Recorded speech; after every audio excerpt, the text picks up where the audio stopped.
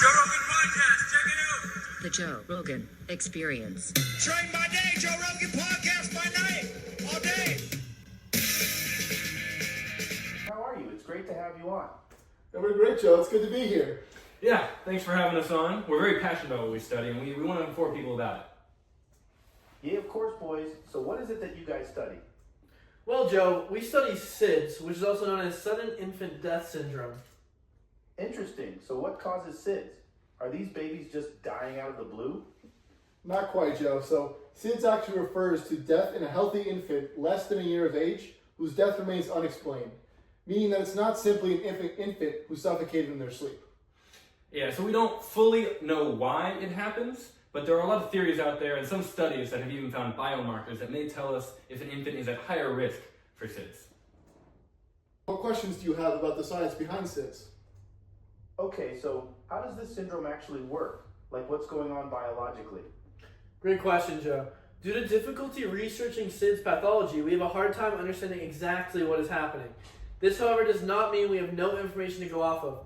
Researchers have formed theories that seem to follow what evidence suggests. Pathology? Are you referring to how SIDS works? Yes, Joe. Without the ability to monitor every marker while such an attack is happening, it makes it difficult to understand it exactly. There has been progress made in the development of the triple risk model by Filiano and Kinney in 1994. Triple risk model. Interesting. How exactly can that explain SIDS? Well, first, Joe, to put it simply, it describes three separate occurrences that on their own would not be life-threatening. However, when these overlap and happen all at once, there is a significant increase in the risk of SIDS. It's easy to understand with the infographic we brought along. I got this, Joe. Hey, Jamie, can you put it up on the camera?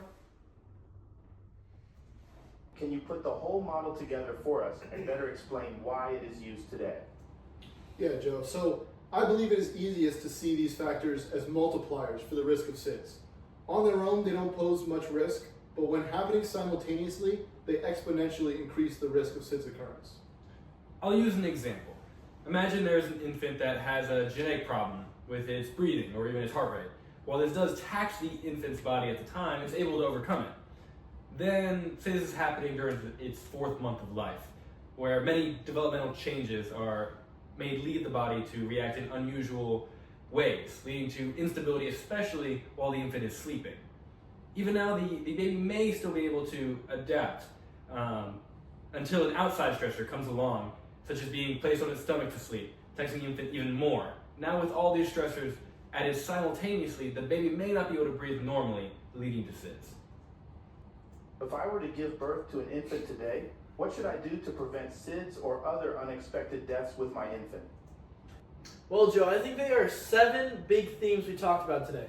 Number 1, babies sleep on the back on a flat, firm surface all the time. No other objects surrounding them, even if you think that stuffed animal would look cute in a picture. Number 2, share a room with the baby, but do not share a bed. Number 3, if you can, breastfeed exclusively up to 6 months of age. Number 4, offer a pacifier at nap time and bedtime after breastfeeding is established.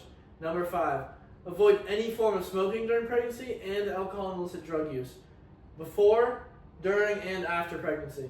Number 6, avoid overheating your infant. Number 7, ensure the infant receives immunizations and goes to their regular checkups. Well, that about sums it up. Hopefully this knowledge can help save some babies. Of course. Thanks for having us on, Joe. Thanks, Joe. Thank you, Joe. And Jamie, pull up our website on the screen. You can get a lot more information about us. And SIDS.